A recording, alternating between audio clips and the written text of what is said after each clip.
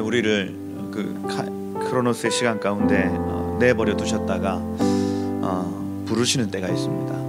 우리의 인생을 주님 앞에 부르시는 때가 있죠. 그래서 무엇을 먹을까 마실까 고민하며 살다가 하나님이 부르시는 그때에는 그런 것들이 잘 생각나지 않습니다. 잠잘 생각도, 뭘 먹을지에 대한 생각도, 오로지 하나님의 뜻을 어떻게 이룰까에 대한 어떤 욕심들로 채워지는 시간을 성경에서는 카이로스의 시간이라고 말합니다. 여러분, 얼마만큼 그 시간을 살아내셨는가가 여러분의 그 상급, 구원과 상관없습니다. 상급입니다. 우리의 80인생, 길어봐야 80인생 가운데 얼마만큼 내가 먹고 마시고 누리고를 고민하지 않고 하나님께 헌신하는 그 시간 말입니다. 그 시간 얼마만큼 있었는가를 하나님이 계수하시는 거예요. 달아보고 달아보았더니 부족하였더라가 아니라 달아보고 달아보았더니 충만하다, 완전하다 하고 칭찬받는 종이 있다고 성경은 말하고 있습니다. 이 시간 한번 기도할 때에 주여, 주께서 우리를 부르실 때에 아멘 하며 하나님, 이 땅에 있는 것, 세상 것을 미련 삼아 뒤를 돌아보는 롯의 아내와 같이 계속해서 뒤를 돌아보는 그 미완료적 후회의 삶이 아닌 하나님, 당신을 향해 달려갈 수 있는 하나님, 그러한 기쁨, 즐거움, 소망, 하나님, 그것들로 우리의 심령을 이 아침에 채워주셔서 주님께 속한 바 하나님, 우리의 인생이 주님의 뜻을 이루는 인생 되도록, 주님의 나라가 임하는 하나님 복된 인생 되도록 주여 역사하여 주옵소서. 하나님, 이 아침에 하나님 우리를 감화 감동하셔서 하나님의 그 카이로스의 시간 가운데 들어가는 복된 시간 되게 하여 주옵소서 하고, 우리 다 같이 한번 그렇게 주여 내 삶을 들어 사용하여 주옵소서, 주님 당신의 시간 안으로 우리를 인도하여 주옵소서 하고 같이 한번 기도하고 나아가도록 함께 기도하겠습니다. 여러분, 저희가 보는 지금 장르가 성경의 구약의 장르가 뭐였죠? 기억나십니까? 구약은 세 가지로 구분되어 있습니다. 그죠? 세 가지로 구분되어 있는데 하나는 토라다. 그죠? 기억납니까? 그 다음에 선지서, 나비죠. 나비. 그럼 네비임 되겠죠? 네비의 임, 복수 형태입니다. 그래서 선지자들 이렇게 표현되는 겁니다. 그죠? 그리고 지금 우리가 보는 게 카타브, 기록물이죠. 기록물. 케투브에서 임이 붙은 겁니다. 그죠? 그래서 기록물들 이렇게 되는 겁니다. 예루살라임 할 때 그 임도 마찬가지죠. 그래서 복수 형태를 가집니다. 케투빔이다. 케투빔에 쭉 이렇게 그 흐름이 있다고 말씀을 드렸는데, 그 흐름은 예루살렘 성을 모토로 합니다. 예루살렘 성이 어떻게 가꾸어지는가, 시편을 통해서 시작된다 했죠. 시편. 그래서 다윗의 마음 가운데 새겨진 예루살렘 성이 그 다음 1권에서 그걸 고백하면 2권에서는 그 고라 자손들에게로 옮겨졌다 했습니다. 그래서 고라 자손들이 예루살렘을 사모해서 막 고백하는 내용들, 그리고 3권에서는 아삽과 레위인들에게 더 퍼집니다. 그러니 아삽과 헤만과 여두둔에게 먼저 이 마음이 막 풀어진 것이 아니라 보잘것없는 고라 자손에게 먼저 풀어졌다는 거예요. 이 다윗에게 임한 예루살렘 성 말입니다. 그렇죠? 그리고 아삽에게 임한 것이 그러면 그 시대에만 있었던 것이 아니라는 거예요. 4권에 보면 모세의 노래를 통해서 과거에도 예루살렘 성을 사모했던 사람들이 있었다. 4권이 얘기하고 5권이 이제 앞으로 올 세대, 성전에 올라가는 노래, 그리고 새 예루살렘 성의 노래, 할렐루야 시편, 이렇게 하면서 앞으로 일어날 세대들도 이 예루살렘을 노래하게 될 것이다 하는 겁니다. 그래서 이 예루살렘은 두 가지가 있다 했습니다. 하늘에 있는 예루살렘과 하나, 땅에 있는 예루살렘이 하나, 이렇게 있다 했죠. 이게 수직적 두 가지죠. 수직적 두 가지고 수평적 두 가지가 있는데, 이거는 진짜로 예루살렘이라는 도시가 있고 우리의 마음, 한 사람 한 사람의 마음 안에 임하는 예루살렘이 있다는 겁니다. 요걸 꼭 이해를 하셔야 요 케투빔, 시편, 욥기, 잠언 쭉 이어지는 것을 이해할 수가 있어요. 그렇죠? 그래서 계속해서 등장하는 예루살렘 성을 지어야 됩니다, 학계가 나와가지고 예루살렘 성을 지어야 됩니다 하는 그 얘기는 하늘에 있는 것을 본따 만든 도시일 수 있고요, 그리고 이 도시와 같이 수평적으로 있는 우리의 마음일 수 있다는 거예요. 요거를 꼭 이해를 해야만 성경 전체의 구조가 잡혀지도록 되어 있는 거예요. 에덴 동산 있죠. 에덴 동산을 하나님이 성전으로, 하나님이 거하실 만한 처소로 지으셨단 얘기예요. 근데 여기서 쫓겨났습니다, 여러분. 지금 아담이. 그죠? 다시는 못 들어가고 있어요. 지금 여러분 에덴 동산에 살고 계십니까? 아니죠. 아니죠. 지금 못 들어가고 있습니다. 그런데 성경의 역사는요, 이 예루살렘이라고 표현되는, 에덴이라고 표현되지는 이곳에 다시 들어가는 역사를 성경의 구속사라고 얘기를 하는 겁니다. 그러니 케투빔에서 얘기하는 예루살렘 성이 굉장히 중요하다 할 수가 있습니다. 오늘 여기에 나타나는 에스라가 그토록 중요하게 적고 있는 예루살렘 성의 회복이, 성전의 회복이 우리하고 연관이 없는 것이 아니라는 얘기예요. 우리 마음에 하나님의 성전을 지어드리는 일이 너무나 중요한 일이다 하고 에스라가 얘기하고 있다는 겁니다. 있다. 그렇죠. 근데 여러분, 에스라는요, 느헤미야 시대 때 사람입니다. 여기 지금 스룹바벨과 여호수아 시대 100년 후에 나타날 사람이에요.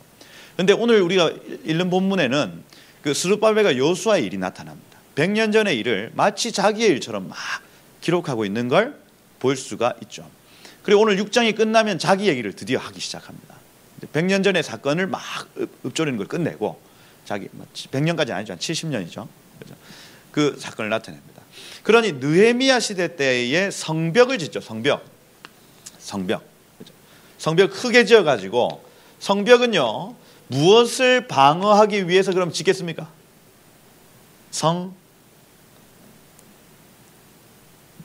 성전이죠. 성전. 사람들을 보호하기 위해서 성벽을 짓는 것이 아닙니다. 요건요, 성전을 보호하기 위해서 짓는 거예요. 여기 성전. 잘 안 그려지네. 그죠? 성전. 스룹바벨 성전을 보호하기 위해 성벽을 짓는 것이다. 그런데 여러분, 학계에서 여러분 가만히 보시면은 스룹바벨 성전을 지었다고 다 끝이 아니다. 그게 이번 주 본문이거든요. 앞으로 다가올 본문입니다. 이 안에 성전이 너희를 거룩하게 하는 것이 아니라 거룩한 너희가 성전을 거룩하게 한다는 얘기를 해요. 목사님이 마시는 물입니다. 목사님이 마시는 물. 양결 목사님이 한 모금 했어요. 그러면 요 물을 내가 마시면 제가 막 무슨 설교를 으악 잘할 수 있습니까? 아니에요. 그게 아니라니까요. 여기 강대상 옆에 있는 수건은 거룩한 수건입니까? 그래서 여러분들이 한 번씩 만지면 다 거룩해지나요? 아닙니다. 오히려 부정한 사람이 휴지를 만지면 휴지가 부정해진다는 얘기예요. 그렇죠? 그러니 스룹바벨 성전을 다 지어놓고 너희가 부정한 사람들이 들어오면 거긴 부정한 장소가 된다는 얘기가 이번 주 본문이에요. 다시 말해서 이 안에 불이 있어야 된다는, 불. 무슨 불입니까? 임재의 불이죠. 임재의 불. 그래서 사람의 마음의 상태가 똑같습니다. 이 사람의 마음의 상태도 이 예루살렘 성을 지어야 되는데, 이 성전을 보호하는, 우리의 몸을 보호하는 성벽이 있어야 됩니다. 파수하고 지키는 것입니다. 이 성벽이 단단하게 둘러쳐져 있는 사람들은 틈이 없습니다. 사단이 계속해서 공격하려고 해도 틈이 안 보이죠. 안 보여요. 단단해요. 내 마음에 예루살렘 성이 단단한 사람이 있어요. 흔들리지 않습니다. 그런데 이 성벽이 없으면요, 계속해서 우리가 유혹당하고 계속해서 당합니다. 당해요. 약탈당해요, 여러분. 성벽이 없어서 그래요. 성벽이.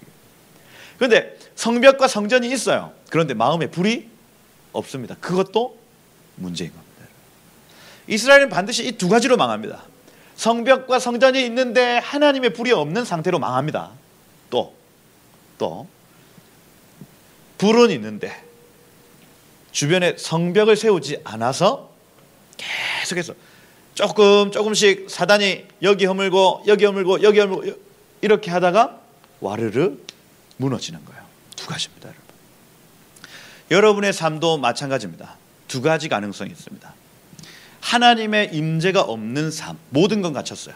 모든 건. 나는 막 분별도 잘하고, 막 사역도 잘하고, 모든 걸 다 잘하는데 하나님이 함께 하시지 않아요.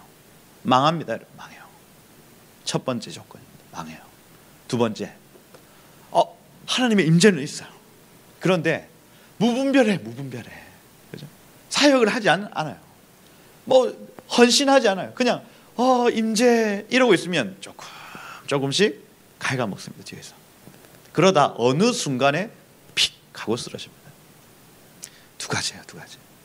성벽을 세우십시다.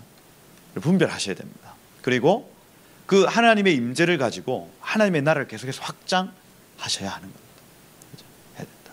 두 번째, 사역 안 된다는 겁니다. 안 된다.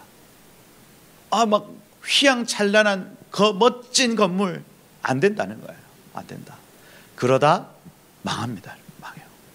중요한 건 하나님의 임재입니다. 그리고 그 임재가 계속해서 성벽이든 성산이든 또 어떤 땅에든 계속해서 영향력을 끼쳐야 한다. 이 두 가지 반드시 균형이 있어야 하겠다는 겁니다. 그래서 여러분 예루살렘 성을 잘 지어 드리시길 축복해요. 아멘. 네, 지어 드리셔야 한다. 케투빔에서 꼭 생각해야 되는 건 예루살렘 성이다. 이 예루살렘 성은 수직적 수평적 예루살렘 성이 있다. 요 개념을 꼭 이해를 하시고 에스라서를 그렇게 읽으면 또 학계에서 지금 나타나는 학계에서 이런 부분들도 그렇게 읽으면 조금 적용하기가 쉽습니다. 자, 오늘 6장 한번 보시면 지난 시간 5장에서 학개와 스가랴가 와가지고 예언하기 시작합니다. 그죠? 그리고 이 예언 때문에 사람들이 으쌰으쌰해서 해보려고 했더니 공격이 있더라 없더라? 있더라. 그죠? 그래서 계속 539년 이 중요한 때가 있습니다. 맨날 그죠? 뭡니까? 그 바벨론에서 페르시아로 넘어가는 시점, 그 다리오 원년 538 고레스 칙령이랬죠? 고레스 칙령. 자, 요때 돌아와가지고 536년부터 시작했다 성전 건축을, 그죠? 근데 여기 지금 다리오가 지금 다시 시작해서 520년도까지 학개와 스가랴가 나타나기까지 약 16년 동안 멈춰 있었다 하는 얘기. 그리고 다시 시작하고 학개와 스가랴가 나타나서 5장에 이 에스라 5장에 다시 해보자 하고 시작할 때에 어려움이 있다 없다? 있다. 요때는 사마리아인들이 찾아와가지고 우리도 같이 하자 해가지고 어려웠습니다. 그리고 계속 방해했습니다. 실패했죠. 그죠? 왜 실패했냐? 3장에 나타난다 했습니다. DNA가 없었댔죠. 그냥 따라하기 정도였습니다. 구속사에 수종드는 교회 따라하면 실패한다는 거예요. 따라하면 실패한다. 이게 우리의 DNA가 되어야 된다는 얘기가 3장. 그런데 학개와 스가랴 선지자가 나타났어요. 그리고 선지자가 뭐라고 하냐면, 이전 영광, 이전 성전의 영광이 나중 성전의 영광이 이전 성전의 영광보다 클 것이다 하고 막 예언해주고, 스가랴는 주로 어떤 예언을 했냐면 그 예루살렘 성 내지는 성전의 어마어마한 모습들을 예언해버렸어요. 나중에 있을 그 성전의 영광을 막 얘기하는데 이 사람들 마음에 DNA가 된 겁니다. 이게 그래, 우리가 이 성전을 짓자, 이 도시를 우리가 거룩하게 하자, 막 이러는 거예요. 그러니 방해가 있어도 이 사람들 실패한다 안 한다? 안 한다는 얘기를 하는 거예요. 안 한다. 그게 5장에 나타나는 5장 6장에 나타나는 얘기입니다. 밀어붙이는 거예요. 밀어붙인다. 그죠? 여기 지금 악당들 이름이 나오죠. 강 건너편 총독 다뜨네와 스달보스네. 그죠? 다뜨네와 스달보스네. 윗 상관이었습니다. 스룹바벨보다 상관인 사람들이 와가지고 누가 시켜서 지금 이 일을 하고 있냐고 5장에 막 얘기하는 거예요. 너네 도대체 누구 허락받고 이 짓을 하고 있어? 하는 거예요. 내가 한번 그 다리오 왕께 내가 고발할 거야. 고발한 사건이 5장까지의 내용입니다. 그리고 6장에 고발을 받은 다리오가 어떤 말을 하는가가 6장에 나타나는 거예요. 한번 보시죠. 이에 다리오 왕이 조서를 내렸다. 그죠? 문서 창고 곧 바벨론의 보물을 쌓아둔 보물 전각에서 조사하게 했다. 이렇게 되어 있습니다. 그 고발을 받았죠. 그래. 도대체 저 일이 왜 지금 저렇게 일어나고 있는지 한번 찾아봐라. 이렇게 한 겁니다. 찾아봤더니 온갖 바벨론도 여러 성들이 많이 있습니다. 그래서 겨울 궁전이 있고 여름 궁전이 있어요. 여름 별장이죠. 그래서 여러분 티그리스 유프라테스가 있으면 바벨론이라는 도시는 뭐 요쯤입니다. 요쯤이 바벨론인데 메데, 악메다, 그러니까 요 북쪽이죠. 그러니까 기후가 훨씬 더 시원한 곳입니다. 여기가 이제 여름 별장인 거예요. 우리 그 이승만 대통령 또 뭐 김일성 별장을 강원도 고성에 지어놨습니다. 별장이 많이 있어요. 청남대 이런 데 많이 있어요. 밑에도 뭐 화려한 곳. 근데 고성, 한국에서 제일 여름에 뭐 가장 지내기 좋은 곳 고성입니다. 고성. 거기에 별장을 많이 이렇게 지어놓고 시원하다는 얘기죠. 여름에도 시원하다. 뭐 이런 얘기들 하는 겁니다. 그것처럼 앙메다라는 이 여름 궁전에 메대의 수도였습니다. 근데 메대와 페르시아가 이렇게 합쳐지면서 저기는 이제 여름 궁전이 되어지는 거죠. 그래서 거기에서 한 두루마리를 찾았다 이렇게 되어 있습니다. 찾았다. 이 두루마리라는 단어가 메길라라는 단어인데 여러분 성경을 좀 이렇게 깊게 보시면 메길로트라는 단어를 들어볼 거예요. 이게 뭐냐면 케투빔 안에서도 5권의 책을 그러니까 케투빔의 토라라고 얘기하는 걸 메길로트라고 얘기를 합니다. 근데 여기 지금 메길라를 찾았으니 이렇게 돼 있거든요. 그래서 두루마리죠. 두루마리. 돌돌 말아놓은 책인데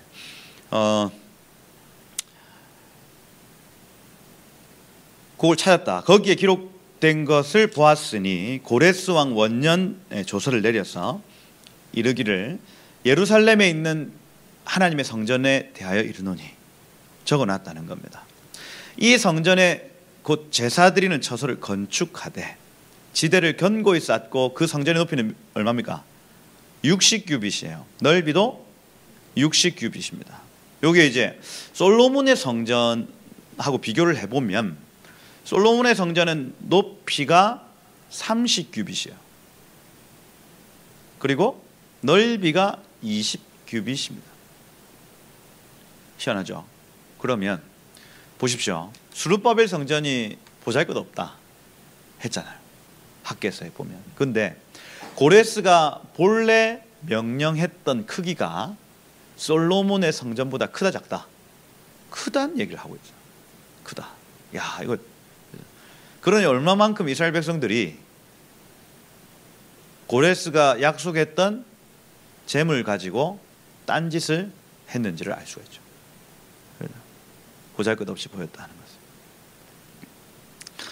다 쓴 겁니다. 다 쓴 거예요. 60규빗으로 하고 한 규빗은 여기 손끝에서부터 팔꿈치 끝까지죠. 그래서 그죠. 저희 양결 목사님은 항상 그 불량품은 30cm다. 이렇게 그 본인 같은 불량품은 30cm다. 뭐 이렇게 그죠 하셨는데 주로 45.6cm라고 보고 계산하기 쉽게 50cm로 봅니다. 50cm. 그래서 50cm를 하면 30m죠. 그 크기가 높이가 30m, 넓이가 30m. 그죠? 이렇게 되어지는 겁니다. 30m다. 굉장히 크죠. 뭐 여기서 저까지가 10m 정도 되어지면 20m, 30m. 남산 IC까지 가겠네. 30m로 하고 큰 돌 3켜에 새나무 한 켜를 놓으라 이렇게 돼 있죠. 그래서 돌을 하나, 둘, 그죠? 셋 하고 여기 나무 하나 놓는 겁니다. 이렇게 해서 계속해서 대를 쌓는 거예요. 쌓는 거. 그죠? 그렇게 해서 계속 셋 하나 해서 높이 쌓는 것을 의미합니다. 그죠? 나무를 중간중간에 이제 해놓으면 어떤 이렇게 바람이나 어떤 지진이나 이런 데 굉장히 이렇게 유연하게 될 수 있다. 뭐 이런 얘기들 하죠. 어찌됐든 신경 써서 지으라는 얘기를 한 거예요. 어디예요? 538년도 고레스 칙령이에요. 돈 마음껏 주겠다. 솔로몬의 성전보다 더 크게 지어라. 그리고 너희 하나님 여호와를 찬양해라. 거기서 번제를 드리고 예배해라 하는 칙령을 받았다는 얘기예요. 받았다. 돈 있죠. 그리고 황제의 칙령이 있죠. 그런데 2년 만에 이 일이 멈췄습니다. 모든 조건이 다 갖췄는데 DNA가 없으니, 그렇죠? 하나님의 어떤 그 직접적인 계시가 없으니 망하더라는 얘기예요. 망하더라. 그런데 520년도 아무것도 없습니다. 칙령도 없어요. 뭐 재물도 없습니다. 아무것도 없는데 선지자가 와서 그들의 마음을 일으켰더니 일이 4년 만에 516년도 4년 만에 되어지더라는 얘기예요. 그죠? 여러분 삶 마찬가지죠. 아무도 없을 수 있습니다, 여러분. 아무도. 그런데 중요한 건 그게 아니에요. 아무도 없어도 하나님의 말씀이 있으면, 선지자를 통해서 하나님의 말씀이 있으면 되어집니다. 되어져요. 모든 것을 가졌어요. 그런데 하나님의 말씀이 없으면 아무것도 되어지지 않는다는 겁니다. 여러분 이걸 꼭 기억하셔야 돼요. 아멘이시죠? 하나님 말씀 가진 자는 모든 걸 가진 자입니다. 그죠? 말씀을 가진 자가 모든 걸 가진 자예요. 큰 돌 3켜에 새나무 1켜를 놓으라. 그 경비는 다 내가 낼 것이다. 이렇게 왕실, 이 베이트 멜렉이란 단어. 그래서 왕의 집에서 낼 것이다. 이렇게. 그래 고레스가 얼마나 다니엘에게 교육을 받았는지 몰라요. 그죠? 이걸요 꼼꼼하게 다 적어놓습니다. 번제하는 방법까지 다 적어놨어요. 하나님을 어떻게 섬겨야 되는지를 이 고레스가 정확하게 알고 있는 사람입니다. 어떻게 알 수 있냐면 뒤에 나오는 다리오가 이걸 허락하면서 하는 내용들을 보면 알 수가 있어요. 여기 5절에 보니까 느부갓네살이 탈취해 온 그 그릇들 다 가져다가 하나님의 성전 거기 제자리에 둘지니라 이렇게 했습니다. 다니엘의 영향을 받은 고레스가 하나님을 믿는 신앙 안에 들어와 그 하나님을 섬기는 번제를 정확하게 하라고 얘기했다는 겁니다.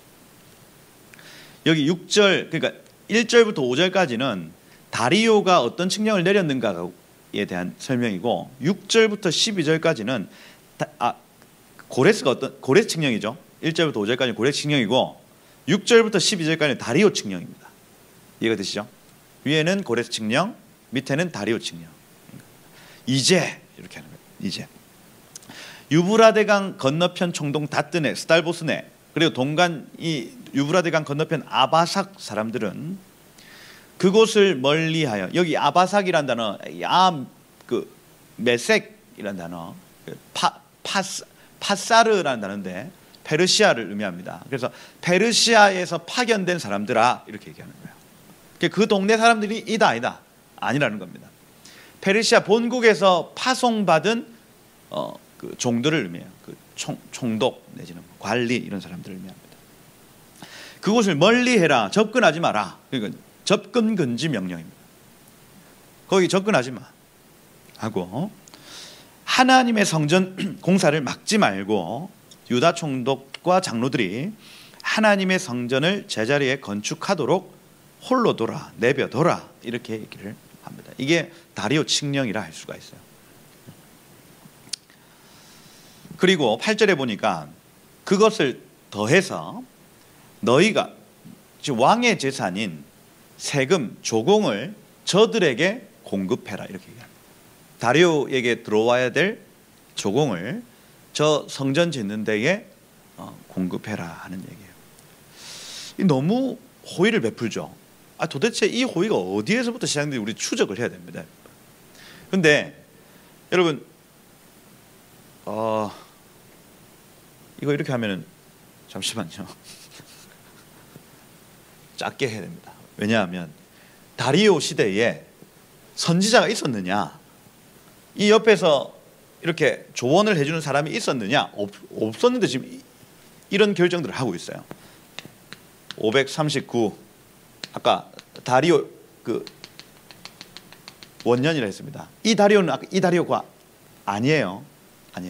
다리우스라는 단어는 우리나라 대통령하고 똑같은 단어입니다. 그죠? 그런 이 직함을 의미하는 겁니다. 538년, 536년 요때 다니엘 죽었다고 했죠.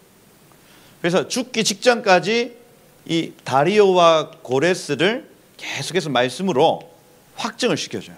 이 일이 하나님의 뜻 안에 있다. 당신에게 하나님이 복을 주실 것이다.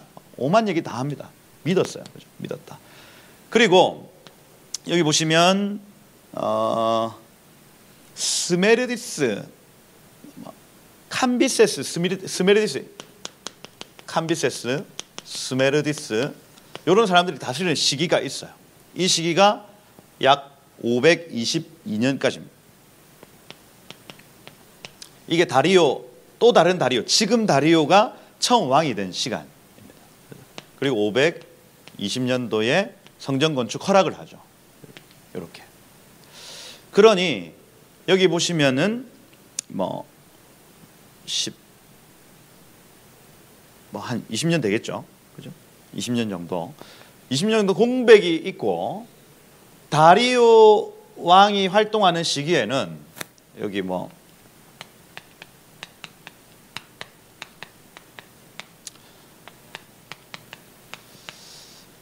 에스더, 여기 에스라,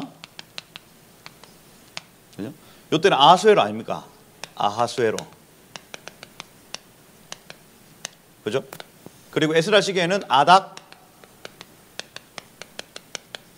아닙니까? 그죠? 그런 이때는 영향을 줄 수 있는 사람들이 있었어요. 그죠? 이렇게 에스더 이런 사람들이, 그죠? 모르드게 이런 사람 영향을 줬단 말이에요. 근데 여기 다리오 시기에 스룹바벨 여호수아가 막 이렇게 고공분투할 때 아무도 이 사람에게 영향을 줄 수 있는 사람들이 없었다는 겁니다. 그죠? 학개와 스가랴 이런 사람들은 여기에 와가지고 지금 난리를 부리고 있고, 그죠? 근데 이 사람이 고레 칙령대로 하고, 그리고 자기의 재산을 다 사용하라고 얘기를 하고, 그다음 뒤에 보면 더한 얘기 막 합니다. 누구를 막론하고 이 명령 변조하면 그 집에서 들보를 빼어내고 그를 그 집 위에 메어 달고 그 집은 이로 말미암아 거름더미 쓰레기 더미로 만들겠다, 막 이런 명령까지 하는 거예요. 어떤 확신에서 지금 이런 사람 이 사람이 지금 이 일을 하고 있는가? 그리고 더 놀라운 건요, 여기 9절 10절에 보면 거의 신앙 고백입니다.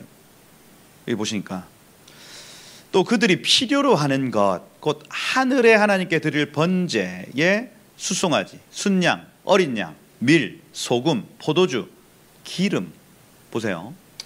번제, 소제, 전제, 속제제, 모든 걸 이 제사를 이해하고 있는 상태입니다.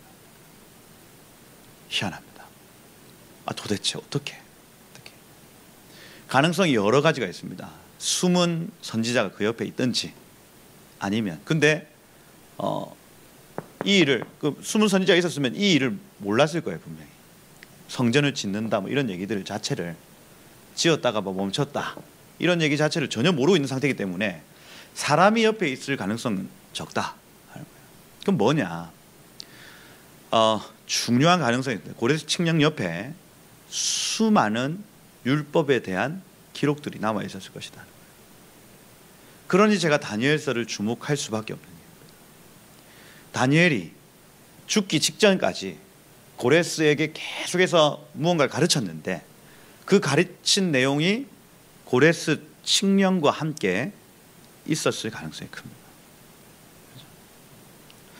여기 보면요, 다리오가 지금 번제에 대해서 얘기를 할 때에 지식을 가지고 있어요. 어떤 지식을 가지고 있냐면 레위기적 지식을 가지고 있습니다. 레위기의 지식. 레위기 1장부터 5장까지는 5대 제사에 대해서 얘기를 합니다. 5대 제사 어떻게 지내는가, 그죠? 번제, 소제, 화목제, 속제제, 속건제. 이걸 어떻게 이 제사를 어떻게 드리는가에 대해서 얘기를 하고, 6장, 7장에 가보면 제사장은 이거 주의해라, 일반 백성들은 이거 주의해라. 6장, 7장 그거 얘기합니다. 그죠? 그래서 8, 9, 10은 제사장이 어떻게 세워지는 것. 8, 9. 그리고 11장에는 제물이 어떻게 준비되어지는, 부정한 짐승과 정한 짐승 얘기하면서, 그죠? 이러하니 막 이렇게 합니다. 그죠?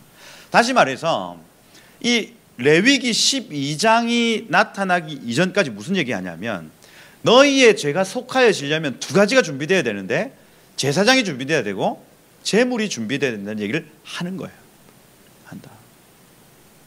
그거에 대한 이해를 정확하게 하고 있습니다. 여기 보시면 9절에 보면 예루살렘 제사장의 요구대로 어김없이 날마다 줘 이렇게 되어 있습니다. 제사장을 준비해라, 그리고 제물을 준비해라 얘기를 합니다. 그리고 제가 토라 포션에서, 이 토라에서 레위기 12장이 가장 중요하다 했습니다. 레위기 12장, 이게 이제 탓지리아라는 본문인데, 여인이 잉태하여 남자아이를 낳으면은 며칠이 부정하고, 여자아이를 낳으면 며칠이 부정하고, 이걸 제가 말씀을 드렸었습니다. 무슨 얘기냐면 여인이 잉태해야 된다는 얘기를 하는 거예요. 여인이 잉태할 만한 상태의 여인을 정한 상태라고 얘기를 합니다. 남자아이를 낳고 40일이 부정한 상태, 임신할 수 없다는 얘기입니다. 임신할 수 없다. 그러면 성경에서 여인, 임신하지 못하는 여인은 부정하다, 이건요 진짜로 임신하지 못한 여인이 부정한 얘기가 아니죠. 그 얘기가 아니라 여자인 교회가 여자의 후손을 낳지 못하는 상태가 부정한 상태예요. 그 얘기를 하고 있는 겁니다. 다시요, 철저하게 성경은 여러분 구속사적 관점으로 읽어야 됩니다. 그죠? 아니 임신, 불임의 여성은 부정해, 이렇게 적용하면 된다 안 된다? 안 된다 안 된다. 이혼하는 사람은 이 못된 것 이렇게 하면 된다 안 된다? 안 된다. 여러분, 이혼은 신랑 대신 그리스도와 신부된 교회가 헤어지는 것을 뜻합니다. 그러니 하나님이 그것을 계속해서 하면 안 된다고 해요. 구속사적 관점으로 모든 걸 해석을 해야 되는 거예요.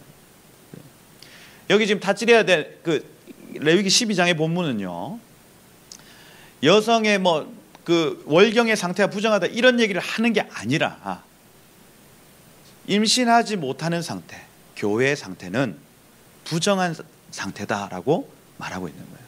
그러니 토라에서 모세오경에서 이 레위기 12장이 너무너무 중요한 겁니다. 여자의 후손을 낳는 여자, 정한 상태다.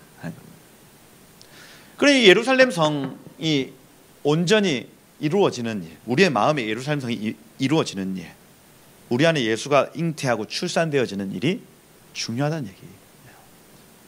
죄 없어야죠. 그 죄 없이 어떻게 할 거냐, 어떻게 우리의 죄를 없이 할 거냐. 제사장이 필요하고 제물이 필요하다는 얘기예요. 이걸 정확하게 지금 다리오가 알고, 일단 누가 다리오에게 이것을 알렸는가 할 때에 고레스 뛰어넘는 다니엘의 유산일 가능성이 크다는 거예요. 그러니 여러분, 다니엘은요 본인이 직접 가나안 땅으로 돌아가지 못했습니다. 그러나 이 약속의 세대를 끝끝내 봤던 사람이에요. 그 기쁨을 누리지는 못했지만은 그것을 끊임없이 기도로서 중보하며 이루어냈던 사람인 겁니다. 그 세대의 부르심이 있다는 거예요. 그리고 그 세대의 유산이 흐르고 흘러서 계속해서 구속사의 영향을 끼치더라는 거예요. 얼마나 위대한 삶입니까? 우리 눈앞에 아무런 변화가 없을 수 있죠. 하루 3번 창을 열고 기도해도 아무 변화가 없어요. 삶에 아무 변화가 없는 것처럼 느껴집니다. 그러나 그럼에도 불구하고 그 세대의 부르심이 그것이라면 감당하는 겁니다, 여러분. 아멘이시죠? 여러분의 기도를 통해서 후 세대 안에 구속사가 이루어진다면 그건 오케이. 하나님이 성경에서 의인 셋을 드실 때에 다니엘이 하나 딱 끼어듭니다. 노아와 다니엘과 욥, 이렇게 얘기합니다. 여러분, 그 의인의 반열에 서셔야 됩니다. 아멘이시죠? 하나님이 시키시는 그 일을 하는 거예요. 열매가 없어도 괜찮습니다. 언젠가 이런 일들이 툭툭 튀어나오는 거예요. 튀어나옵니다. 여러분이 붙들어 놓고 성경 공부시키는 한 사람, 그 사람이 어떤 짓을 할지 모릅니다. 나중에 세상을 어떻게 바꿀 줄 몰라요. 우리는 예측 못합니다. 그러나 오늘 내가 그 사람 앞에 앉혀놓고 성경을 가르치는 그 일이 하나님이 원하시는 일이라면 하는 거예요. 누가 다리오에게 이것을 알렸는가? 그 범인은 다니엘일 수 있다. 죽은 다니엘, 그가 남긴 기록물일 수 있다는 겁니다. 포도주와 기름을 제사장의 요구대로 어김없이 날마다 주어라. 10절에 보면 이렇게 되어 있습니다. 그들이 하늘의 하나님께 향기로운 제물을 드려서 왕과 왕자들의 생명을 위해 기도하게 해라, 이렇게 됩니다. 여기서 이 향기로운이라는 단어가 니호아흐라는 단어인데 히브리어, 이 아람어로 되어 있기 때문에 히브리어로는 노아라는 단어입니다. 노아, 위로하다. 하나님의 마음을 위로하는 향기라는 거예요. 정확하게 이해하고 있죠? 지금 다리오가 이방 왕입니다. 근데 번제가 어떤 결과를 초래하는지를 이 사람 정확하게 표현하는데, 번제의 향기가 올라가면 위로하는 향기라고 표현하는 거예요. 이 향기는 재물의 향기는 그냥 삼겹살 굽는 냄새 내지는 소 이랴 저 냄새가 아니고, 이 냄새는 맛있는 고기 냄새 차원이 아니다. 이 냄새는 하나님을 위로하는 냄새다. 하나님의 마음을 이렇게 한시름 내려놓게 하는 냄새라는 거예요. 여러분, 예수님의 향기가 그 향기입니다. 그리스도의 향기는, 십자가 위에서 자신의 삶을 내어주신 그분의 향기는요, 하나님의 마음을 위로했던 향기예요. 분노와, 그죠? 내가 저것들을 이제는 더 이상 용서할 수 없어 하는 그 공의의 하나님의 마음을 쉬게 하는 향기라는 거예요. 번제물의 향기가 그것입니다. 우리의 삶을 번제로 내어드린다는 표현 여러분 많이 아시죠? 나의 몸을 산제사로 드립니다, 이런 표현 하잖아요. 그 어떤 표현입니까? 내가 내 삶을 향기로 드려서, 그죠? 이 악해져 가는 세상 가운데 내가 향기를 내니 하나님의 마음이 위로가 되더라는 향기. 우리의 삶을 번제로 드린다는 표현은, 내 삶을 헌신한다는 그 표현은요, 그냥 내가 주위에 살겠습니다가 아니라 주변을 하나님의 진노가 막 임하는 그 시점에 내가 예배할 때, 내가 헌신할 때에 하나님이 마음이 쉰다는 거예요. 위로를 받으시는 거예요. 하나님 이 땅을 긍휼히 여겨주세요 하는 그 기도 말입니다. 하나님의 진노를 쉬게 하는 기도예요. 여러분, 위로가 되는 사람이 있죠. 위로가 되는 사람이 있어요. 그 사람이 딱 그 공동체에 들어가기만 해도 그 위로의 그 분위기가 쭉 퍼져나갑니다. 공동체를 위로하는 번제가 있다니까요. 번제적 삶이 있어요. 하나님의 나라를 위로하는 여러분의 삶이 되십시오. 그렇죠? 여러분, 시간을 하나하나 내어드릴 때에 여러분이 가는 그 공간이, 여러분이 살아내는 그 시간이, 만나는 그 모든 사람들이 위로받으시길 축복합니다. 그렇죠? 위로가 되는 사람, 향기로운 제물입니다. 향기로운 제물. 왕과 왕의 생명을 위하여 기도하게 하라. 이 하이라는 단어, 그렇죠? 생명, 숨쉬다라는 단어입니다. 왕과 왕자들이, 이 왕자는 진짜 자기의 아들들뿐 아니라 후대를 의미합니다. 후대. 그래서 페르시아의 왕이요, 나를 위해서 저들이 기도하는 것이 이 나라를 위한 일이다라고 고백하는 거예요. 이 나라를 향한 하나님의 진노가 쉬게 하는 일이다. 그래서 생, 사, 화, 복이 하나님께 있음을 지금 고백하고 있는 겁니다. 어마어마한 신앙 고백이에요, 사실. 번제라고 하는 것이. 기도하게 하라 하는 거죠.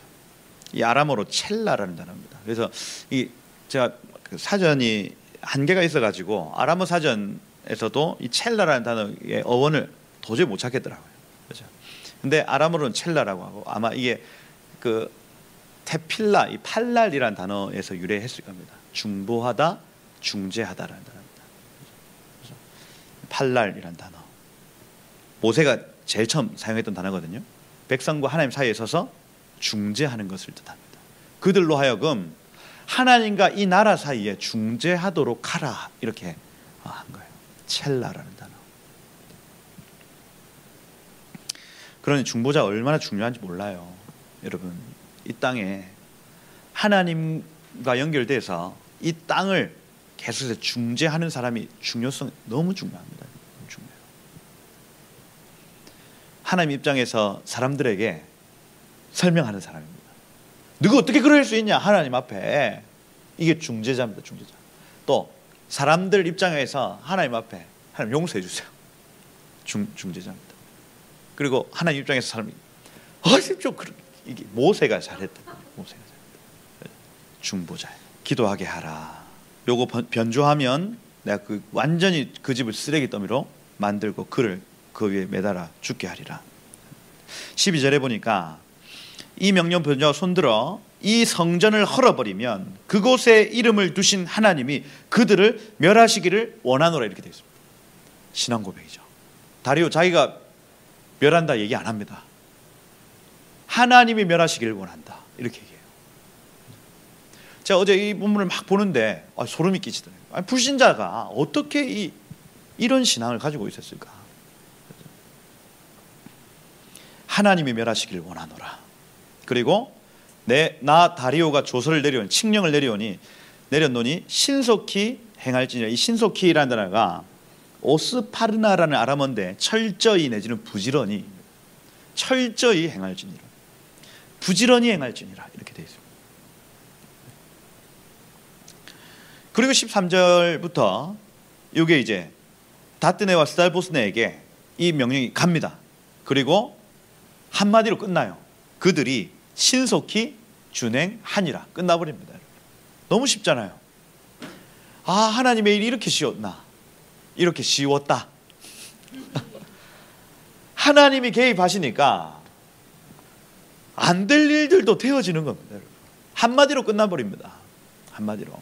여러분 지금 막 무슨 어떤 적그리스도적 세계가 막 창궐하고 우리를 핍박한다, 막 온다 이렇게 하고 있는데 예수님과 이 곡과 마곡의 전쟁 한마디로 끝납니다. 전쟁이 시작했다, 전쟁이 끝났더라 이렇게 끝나버립니다. 막 복잡한 게 없어요. 예수님이 오시니 끝났더라 이렇게 돼 있습니다. 그러니 하나님의 일 복잡하게 생각할 것이 없다. 말씀이 있고 우리가 순종하면 하나님의 일은 되어지더라. 아멘이시죠? 하나님 그런 하나님이십니다. 끝나버립니다. 13절에 끝나버려요. 그리고 14절에 보니까 학개와 스가랴의 권면 적혀 있죠. 권면이 아닙니다. 네부아라는 예언입니다. 나비. 예언을 따랐으므로 성전 건축하는 일이 형통하게 되었더라. 샬라흐라는 단어, 결과물이 보이다라는 단어입니다. 야, 학개와 스가랴의 그 강력한 하나님의 말씀이 있었더니 520년부터 시작된 이 공사가요, 결과물을 보이기 시작하는데 단 4년 만에 그 공사가 마쳐지게 되더라는 거예요. 끝났다. 14절에 끝내되 15절에 보니까 다리오 왕 제6년 아달월 3일에 성전 일을 끝내니라 이렇게 되어 있습니다.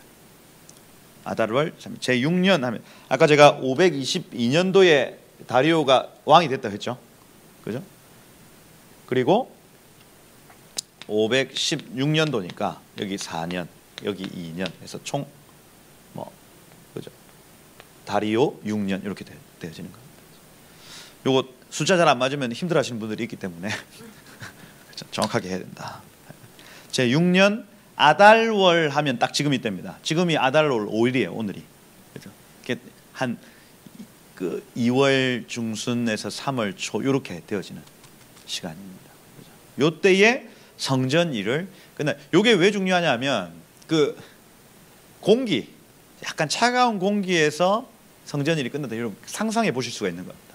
요 성전이 딱 맞춰지는 그 공기를 여러분 느껴보시는 거예요. 요 계절에. 요런 그 야외 공기에서 요 성전이 딱 완공되었구나. 저희 생명수계 언제 들어왔지 여기? 2월 달에 들어왔나? 그죠?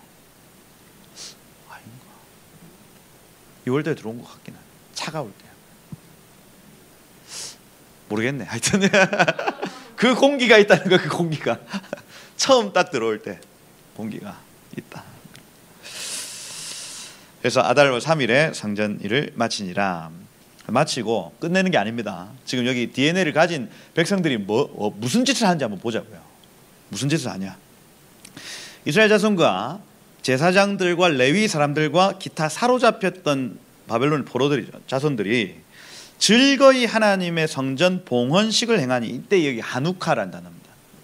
그러니까 하낙하면 그 집을 지어놓고 하낙, 이걸 하나님 앞에 우리로 치면은 이사 예배 이런 겁니다. 하나크, 그죠? 성전을 지어놓고 성전 입당 예배, 이걸 하누카 이렇게 얘기를 하는 거예요. 그죠? 그래서 이 하누카라는 단어는 아람어네요. 아람어. 정확하게 하누카라는 단어는 아람어입니다. 하나크 하면은 히브리어고. 그래서 하나님의 성전 봉헌식을 행할 때에 수소 100마리, 순양 200마리, 어린 양 400마리, 또 이스라엘 지파의 수를 따라 순염소 12마리. 이스라엘 위해서 뭘 드렸습니까? 속죄제를 드리고 이렇게 되어 있습니다. 속건제는 사람에게 잘못했을 때에 그 속건제를 드리는 겁니다. 속죄제는 하나님께 잘못했을 때에 속죄제를 드리는 것이죠. 그러니 여태까지 우리 과거에 이 490년 동안 하나님 앞에 범죄했던 그 일 때문에 우리가 지금 이 상황을 겪었습니다. 우리를 용서해 주세요 하고 속죄제를 드리는 겁니다. 하나님 앞에. 이거 먹으면 된다 안 된다? 잘 구워졌다고 먹으면 안 된다. 이건 홀라당 다 태워드리는 제사입니다. 화목제, 속건제 이런 거는 나눠 먹고 나눠 주고 이렇게 하죠. 그죠? 이웃에게. 이렇게 예배를 드렸다. 속죄제를 드렸다. 18절에 보니까 제사장을 그 분반대로 레위 사람을 그 순차대로 세워서 예루살렘에서 하나님을 섬기게 하되 모세의 책에 기록된 대로 하게 하니라 이렇게 되어 있습니다. 그래서 이 레위인의 반차와 제사장의 반차 보십시오. 제사장의 반차는 번제에 대한 부분이고 레위인의 반차는 다윗이 예배시켰던 반차입니다. 이게 딱 구분이 되는데, 그러니 모세의 장막과 다윗의 장막을 지금 함께 세워놓는 장면을 볼 수가 있어요. 과거 이 536년도에도 똑같은 일을 했는데 이때는 아무 생각 없이 했고, 이때는 학개와 스가랴를 통해서 이 사람들의 마음이 뜨거워져서 자원하면서 이 일들을 감당하더라는 얘기예요. 그러니 여러분, 하나님의 일은 시켜서 하는 일이 아닙니다. 아멘. 하나님의 일은 자원하며 드리는 거예요. 자원하며 드리는 거예요. 헌금해라, 헌금해라, 헌금해라 해서 하는 것이 아니에요. 우리의 헌금이에요. 전도해라, 전도해라 해서 전도하는 것이 아니라니까요. 그렇게 하면 실패할 가능성이 큽니다. 그게 아니라 선지자들을 통해서 말씀하시고, 아멘이시죠? 사도들을 통해서 그것들이 이제는 이 일을 해야 됩니다 라고 이 사도와 선지자의 터 위에 이 사람들의 마음이 뜨거워져서 자원함으로 교회를 세워 나가더라는 거예요. 그러면 실패가 없습니다. 실패가 없는 부흥, 실패가 없는 부흥 막 합니다. 막 억지로 막 그 기도 매주 몇 시에 모여서 우리 기도하자, 억지로 그 자리를 지켜낸다고 되는 것이 아니라 사도와 선지자의 터 위에 그 하나님의 음성을 듣고 선포할 수 있는 사람들이 등장하면 사람들의 마음에 막 기도해야 되겠다는 열망들이 막 일어나는 거예요. 꺼지지 않는 부흥입니다. 꺼지지 않는 부흥. 기록된 대로 아니라. 사로잡혔던 자의 자손이 첫째 달 14일 하면, 이 12째 달이 아달로는 12째 달이고 니산월이 첫째 달입니다. 그러니 여기 첫째 달 14일 하면 정확하게 40일 후입니다. 40일 후에 유월절을 지켰다. 유월절. 20절에 보니까, 왜냐하면 제사장들과 레위 사람들이 일제히 몸을 정결하게 하여 다 정결하매, 이 타호르라는 단어. 그래서 여기 19절 이후로부터는 히브리어로 적혀 있어요. 여기 18절까지 아람어로 적혀 있고 19절부터는 다시 히브리어로 바뀌었습니다. 이렇게 타호르라는 단어. 그래서 정결례를 거쳤다. 6월절 어린 양을 잡았다. 이렇게 되어 있습니다.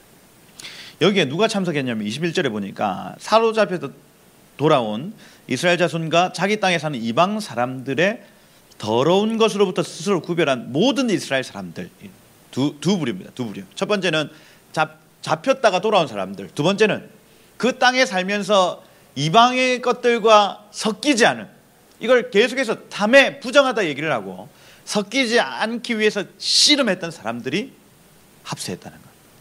합세했다. 20년 정도 지나 보니까, 예전에 사마리아인들이 같이 하자 할 때 안 했죠. 근데 실패했습니다. 근데 그 땅에 살면서 한 20년 정도 지나니까 진짜로 보석같이 거기에 남아서 이방의 모든 그 풍속 따르지 않고 하나님의 말씀을 지켜 살던 사람이 있더란 얘기를. 그 사람들이 함께 유월절 어린 양을 먹습니다. 이게 의미가 있어요. 제가 계속 강조하는 건 이방인의 충만한 수와 유대인의 남은 자라고 했는데, 이 둘이 하나 되어서 예수를 섬기거든요. 그러니 지금 이 유월절 어린 양을 누가 먹냐 하면 하나님이 구별하여서 바벨론으로 데려갔다가 돌아온 이 유대인의 남은 자들과 이방인의 충만한 수까지는 아니어도 이방인들 중에 그 세속을 멀리하고 정결례를 지켜왔던 사람들이 함께 모여서 누구를 먹냐면 예수를 떡 삼아 먹습니다. 이게 하나님이 궁극적으로 원하는 한 교회를 나타내요. 지금 이 에스라 6장에 나타나는 이 그림이 앞으로 일어날 한 세 사람 교회의 모습이라는 겁니다. 유대인의 남은 자와 이방인들 중에서 구별된 자들 모인다. 점점 이렇게 모일 겁니다, 여러분. 점점 아마 세상이 이렇게 모이도록 만들 거예요. 세상 지독실이 말을 안 듣는다. 그 에스라서에 보면 세상의 평가 그렇습니다. 유대인들은 어떤 민족이냐 할 때 지독실이 말을 듣지 않는 민족이라고. 그런데 우리 한국에서도 지독실이 말을 안 듣는 한 그룹이 있는데 누굽니까? 기독교인들이에요. 기독교인들. 평가가 딱 모이도록 동성애자들 욕하지 말고 동성애죄라고 얘기하지 말라고 아무리 얘기를 해도 안 들어 먹는 사람들이 있습니다. 누구냐? 성경에 기록된 말씀이 하나님의 말씀을 믿는 사람들입니다. 이 사람들을 세상은 뭐라고 표현해요? 기독교 근본주의자들 이렇게 표현합니다. 기독교 근본주의자들. 나중에 여러분 오바마가 이 기독교 근본주의자들을 나중에 어디로 분류했냐면 테러리스트로 분류했어요. 오바마 대통령이. 심각하죠? 성경을 하나님의 말씀으로 믿는 사람들을요 테러리스트 취급한다니까요. 야, 학교에서 성경 못 읽게 만듭니다. 왜요? 테러리스트들이 읽는 그 시대의 부통령이 지금 대통령이 됐어요. 조 바이든 부통령. 그 모든 행정들을 다 쳐냈던 사람입니다. 그걸 실행했던 사람이 지금 미국의 수장에 올라와 있어요. 앞으로 어떤 일들이 펼쳐질까요? 여러분 아마 기독교 근본주의자 소리를 들을 겁니다. 그죠? 이 교회에 있는 한 하나님의 말씀을 이 성경을 정말 하나님의 말씀을 믿고 저는 성경을 믿습니다라고 고백하면 언젠가 잡혀갈 날이 옵니다. 반드시 와요. 그때 믿음 지키시길 축복합니다. 예, 성경이 진리이기 때문에 우리는 진리를 믿기 때문에 어쩔 수 없습니다. 요새 교도소 밥 잘 나옵니다. 그래서 거기서 성경 몇 독 하고 나오면 괜찮습니다.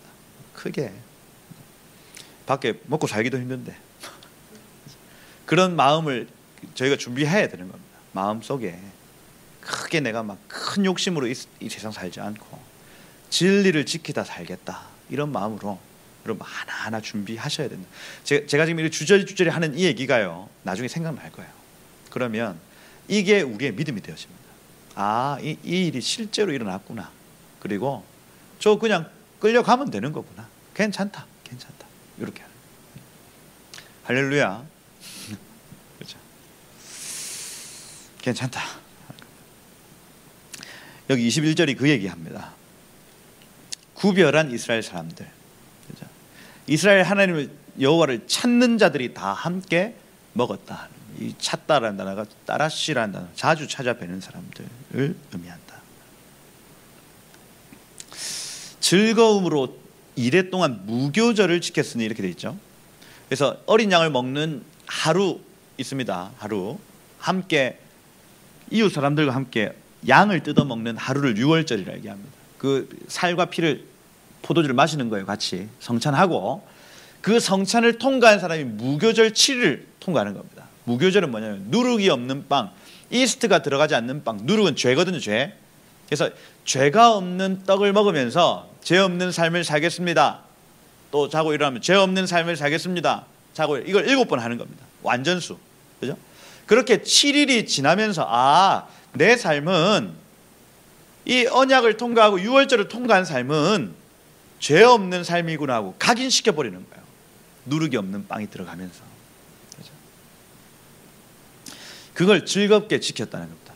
즐겁게. 즐거움으로 지켰으니 이게 중요하죠. 자원함이 있다는 거예요. 자원함이. 그죠? 기쁨으로 일을 드렸다는 거예요. 이는 여호와께서 그들의 마음을 즐겁게 하시고, 이 은혜가 있어야 됩니다, 여러분. 하나님이 우리의 마음을 즐겁게 하셔서. 또 아수르가 망한 지가 언젠데, 아수르 왕의 마음을 그들에게로 돌려 이스라엘의 하나님이신 하나님의 성전 건축하는 손을 힘 있게 하도록 하셨습니다 하고, 이 70년 후에 에스라가 그날의 사건을 이렇게 기록하고 있더라. 여러분, 나중에 요 에스라 느헤미야 다음에 역대상하 나오거든요.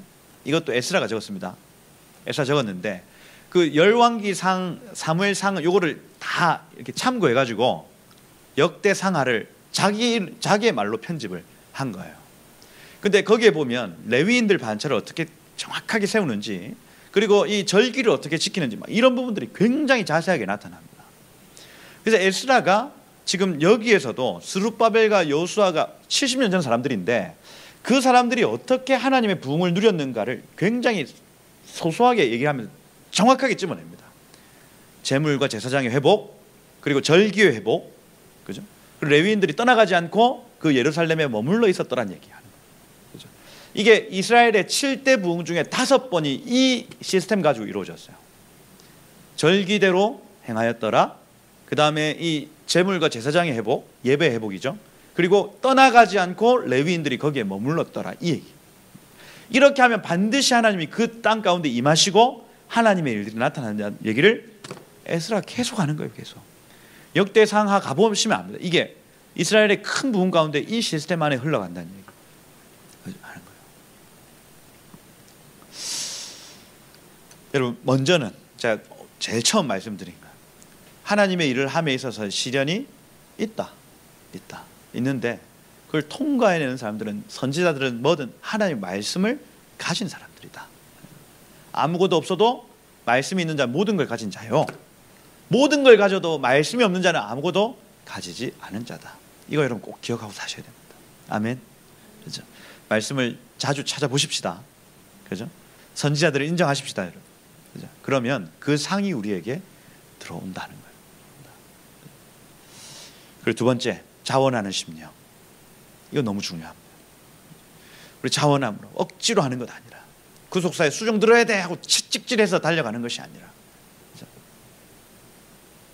담임 목사님 막 달리는 말을 타야지 하고 막 채찍질하면 너 다 나가라 이렇게 해서 하는 짓이 아니라, 그렇게 하면 망합니다.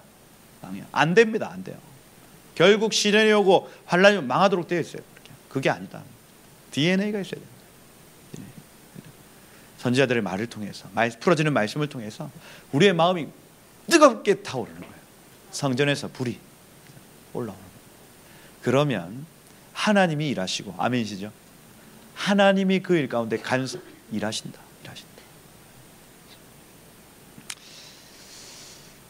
그래서 오늘 이 말씀 가운데 여러분들 마음이 뜨거워지시길 축복합니다. 네. 이렇게 해야 되겠구나.